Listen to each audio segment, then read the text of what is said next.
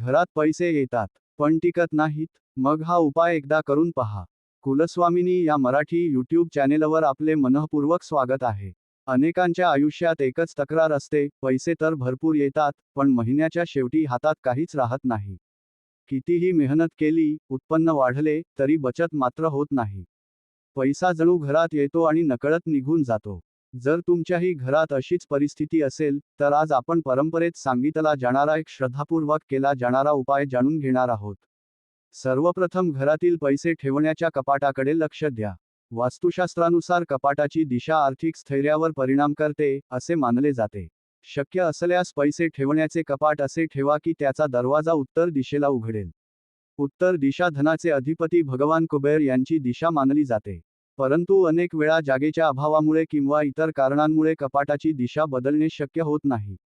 अशावेळी पुढील पारंपरिक उपाय श्रद्धेने करून पाहू शकता. घरातील जी व्यक्ती कमावती आहे, तिने शुक्रवारी संध्याकाळी एका स्वच्छ भोजपत्रावर खाली दिलेला मंत्र स्वतःच्या हस्ताक्षरात लिहावा. त्यानंतर त्या भोजपत्राला धूप किंवा अगरबत्ती दाखवून हा मंत्र एकदाच म्हणावा आणि ते भोजपत्र कपाटातील तिजोरीत किंवा पैसे ठेवण्याच्या ठिकाणी ठेवावे. हा मंत्र लिहिल्यानंतर तो पुन्हा पुन्हा म्हणण्याची आवश्यकता नाही. भोजपत्र तिजोरीत ठेवून द्यायचे. त्यानंतर रोज संध्याकाळी घराचा मुख्य दरवाजा काही वेळ उघडा ठेवावा. त्याचवेळी तिजोरी किंवा कपाट उघडून त्या भोजपत्राला अंतरावरून धूप किंवा अगरबत्ती दाखवावी. भोजपत्राला रोज हात लावायचा नाही किंवा त्याची जागा बदलायची नाही. हा छोटासा नियम घरातील कमावत्या व्यक्तीने श्रद्धेने आणि नियमितपणे पाळावा. अशी मान्यता आहे की यामुळे घरात आर्थिक स्थैर्य निर्माण होण्यास मदत होते आणि हळूहळू पैशांची बचत होऊ लागते.